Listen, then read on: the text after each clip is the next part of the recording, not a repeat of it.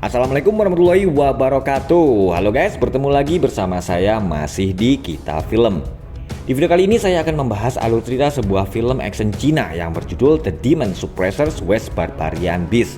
Tapi seperti biasa ya, sebelum kita menuju ke alur ceritanya, pastikan teman-teman semuanya sudah subscribe channel ini ya. Di awal film dikisahkan 100 tahun yang lalu penguasa langit Yuxu dikurung bersama binatang sakti dari 8 negara. Raja binatang sakti dari barat kemudian dirubah menjadi tulang sakti dan jatuh ke tangan suku barbar barat. Mereka lalu berencana akan menggunakan tulang sakti itu untuk mendapatkan kekuatan raja binatang sakti dan merebut tanah bagian timur. Tapi suku reinkarnasi dari bangsa siluman telah mencuri benda keramat itu dan berharap agar raja binatang sakti menjadi siluman. Kaisar dari dinasti Zhao lalu memerintahkan pasukan dari kantor penahanan siluman pergi ke barat untuk merebut benda keramat itu.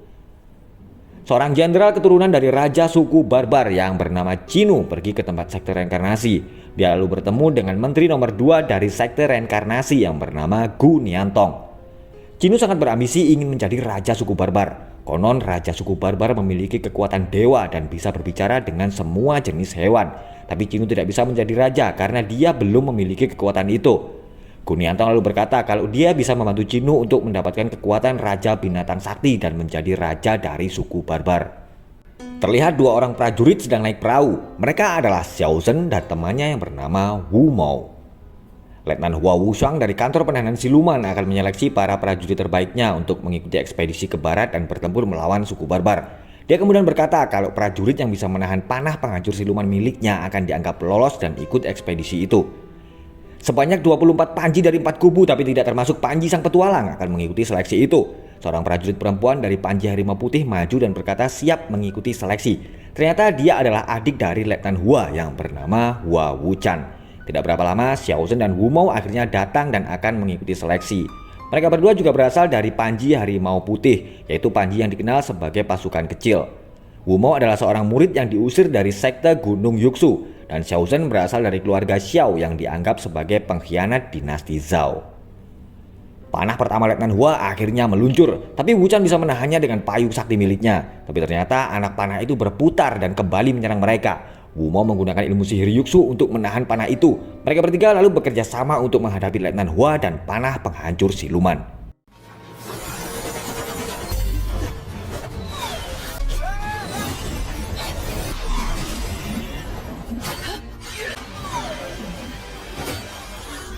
Letnan Hua tahu kalau ayah Xiao Zhen adalah seorang jenderal yang hebat. Seorang pria kemudian datang dan menghentikan pertarungan mereka. Dia adalah komandan dari pasukan penahanan siluman yang bernama Komandan Zhang. Komandan Zhang lalu memerintahkan Letnan Hua beserta para pasukan terbaiknya segera pergi ke barat dan mencari tahu rencana dari sekte reinkarnasi. Wuchan, Wu Mao, dan Xiao Zhen berhasil lolos seleksi. Prajurit-prajurit lain kemudian bingung dan curiga. Kenapa Xiao Zhen yang tidak memiliki kekuatan sihir bisa lolos seleksi? Pasukan penahanan siluman akhirnya berangkat menuju ke barat. Sementara itu, Gu Niantong membantu Cinu untuk mendapatkan kekuatan Raja Binatang Sakti. Tapi ternyata Cinu telah gagal. Gu Niantong lalu berkata kalau itu berarti yang terpilih menjadi raja suku barbar bukanlah Cinu. Cinu langsung marah mendengar perkataan Gu Niantong. Anak buahnya lalu melaporkan kalau mereka sedang diserang oleh pasukan serigala. Ternyata pasukan serigala itu juga berasal dari suku barbar dan mereka dipimpin oleh seorang perempuan. Gu Niantong berkata kalau ketua pasukan serigala itu kemungkinan adalah orang yang terpilih menjadi penerus raja suku barbar karena dia bisa berbicara dengan hewan. Gu Niantong lalu menawarkan untuk mempelajari ilmu dari sekte reinkarnasi agar Cinu bisa mendapatkan kekuatan raja binatang sakti. Gu Niantong mulai melakukan ritual dan memasukkan kekuatan siluman ke dalam tubuh Cinu. Tapi tiba-tiba sebuah kekuatan besar menyerang mereka. Ternyata itu adalah kekuatan dari sekte Vajra atau sekte para biksu. Tapi semuanya udah terlambat karena Cinu sudah dikuasai oleh hawa siluman. Ketua sekte Vajra sampai terbunuh karena dia tidak kuat menahan serangan dari Cinu. Ketua pasukan serigala akhirnya datang, tapi dia langsung pergi setelah melihat Cinu. Xiao Zhen selalu membawa ujung tombak peninggalan ayahnya karena dulu Jenderal Xiao menandatangani perjanjian gencatan senjata dengan suku barbar dengan menukar ujung tombak itu sebagai tanda perdamaian. Tiba-tiba ribuan anak panah menyerang pasukan penahanan siluman. Ternyata itu adalah pasukan Cinu yang dibantu oleh Gu Niantong.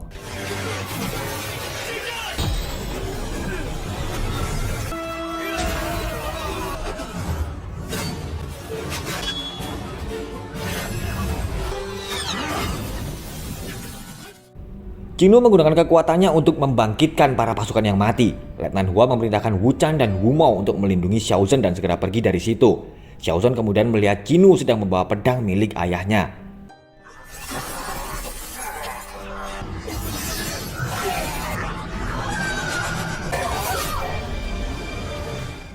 Letnan Hua terluka parah saat bertarung melawan Qinu, dan saat Qinu akan menghabisi Letnan Hua, Xiao Zhen dan yang lain datang untuk menyelamatkannya. Setelah memberi segel kekaisaran dan mengangkat adiknya menjadi pemimpin tertinggi ekspedisi, Letnan Hua akhirnya menghembuskan nafas terakhirnya.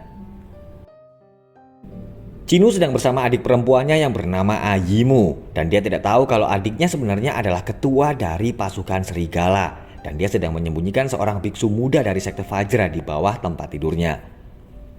Ayimu lalu meminta kakaknya agar berhenti berperang melawan dinasti Zhao, tapi Qinu tetap bersikeras kalau dia melakukan itu demi kelangsungan hidup dari suku barbar. Qinu tiba-tiba bertingkah aneh karena kekuatan siluman yang ada pada dirinya. Biksu muda dari sekte Vajra itu bernama Cheng Tao.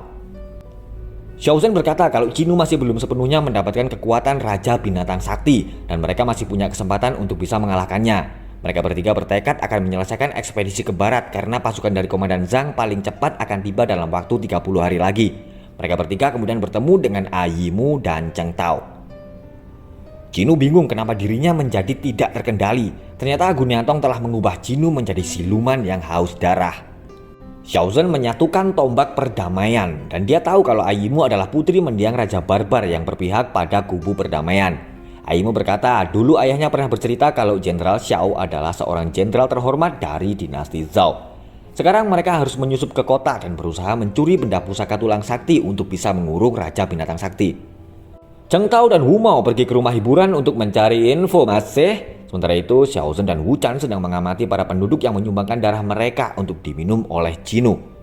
Wu Chan ingin membalas dendam kematian kakaknya, tapi Xiao Zhen melarangnya karena itu justru akan membuat perang tidak akan selesai. Saat akan menyusul Wu Chan, Gunyantong tiba-tiba muncul dan menyerang Xiao Zhen. Sementara itu Wu Chan sedang berada di perkemahan suku barbar dan ketahuan oleh Ayimu. Xiao Zhen terluka karena terkena anak panah. Gunyantong lalu menunjukkan kalau sebenarnya teman-teman Xiao Zhen tidak ada yang mendukungnya. Gunyantong lalu bercerita kalau yang mengkhianati ayah Xiao Zhen adalah keluarga Hua dan keluarga Wu.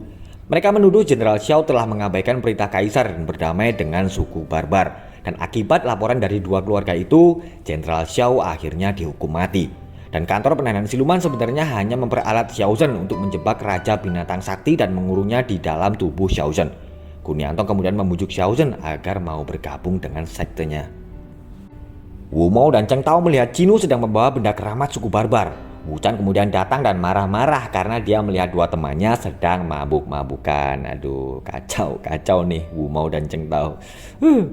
Wu Mao ketahuan saat dia akan mencuri tulang sakti, tapi ternyata dia berhasil mengambil benda itu dari Qinu dan menyembunyikannya di suatu tempat. Cheng Tao tiba-tiba muncul dan melindungi teman-temannya saat mereka dalam bahaya. Dan ternyata Wu Mao memberikan tulang sakti itu kepada Cheng Tao. Tapi Cheng Tao yang masih setengah nge-fly nggak mau pergi dari situ dan justru bertarung melawan pasukan suku barbar. Aduh, kacau nih.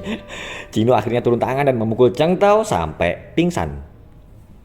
Xiao Zhen datang dan melihat tulang sakti, tapi saat dia memegang benda itu tiba-tiba tubuhnya bergetar. Tidak berapa lama Qinu datang dengan membawa Wu Mao dan Wu Chan. Tiba-tiba Ayimu datang dengan membawa gerombolan burung gagak. Dia lalu memerintahkan burung-burung itu untuk menyerang kakaknya.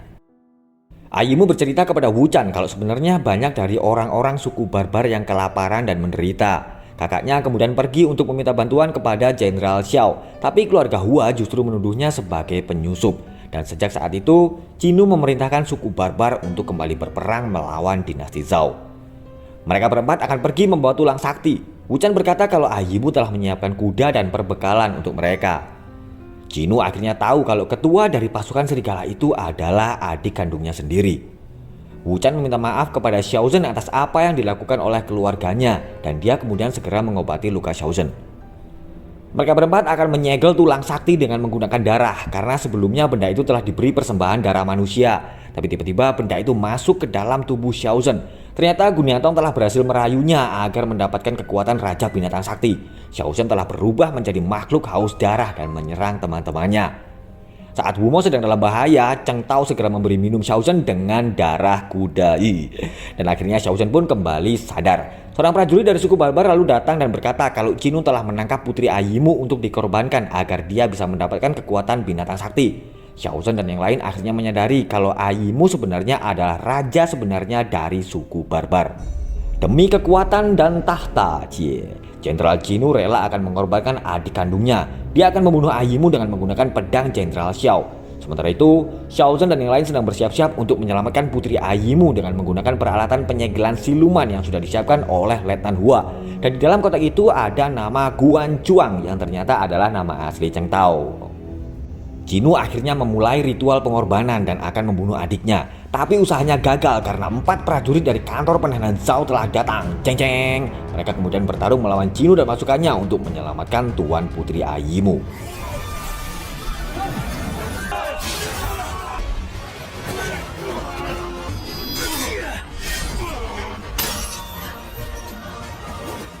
Xiao Zhen berhasil mendapatkan pedang milik ayahnya. Dia lalu meminum darah untuk mengeluarkan kekuatan Raja Binatang Sakti yang ada di dalam tubuhnya.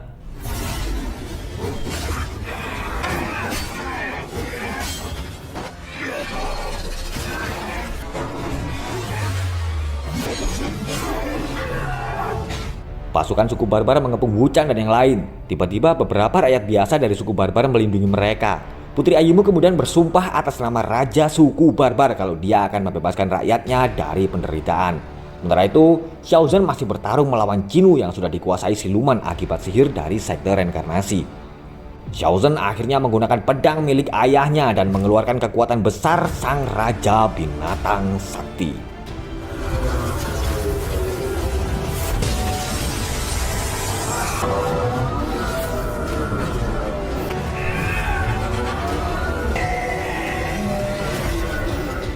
Qin Nu berpesan kepada adiknya untuk memimpin suku barbar menuju ke masa depan yang lebih baik. Dan setelah itu, Jenderal Qin Nu pun akhirnya mati. Putri Ayimu berencana akan membawa rakyatnya untuk mencari daerah baru dan menjauh dari dinasti Zhao agar tidak terjadi peperangan lagi. Komandan Zhang mengumumkan kalau Xiao Zhen diangkat menjadi letnan pasukan penahanan siluman. Sementara itu, Wu Chan, Wu Mao, dan Guan Chuang akan naik ke pangkat yang lebih tinggi. Dan di akhir film diperlihatkan mereka bertemu dengan 4 prajurit misterius dari kantor penahanan siluman. Dan salah satu dari mereka adalah Tang Ling Feng, yaitu pemilik pedang emas penyegel iblis dari film Demon Slayer Burao yang alur ceritanya bisa kalian saksikan di sini. Oke guys, itulah tadi alur cerita dari sebuah film yang berjudul The Demon Suppressors West Barbarian Beast. Terima kasih sudah menonton dan pastikan teman-teman semuanya udah subscribe. Aduh, kepleset lagi. Terima kasih sudah menonton dan pastikan teman-teman semuanya sudah subscribe channel Kita Film biar nggak ketinggalan alur cerita film berikutnya. Wassalamualaikum warahmatullahi wabarakatuh.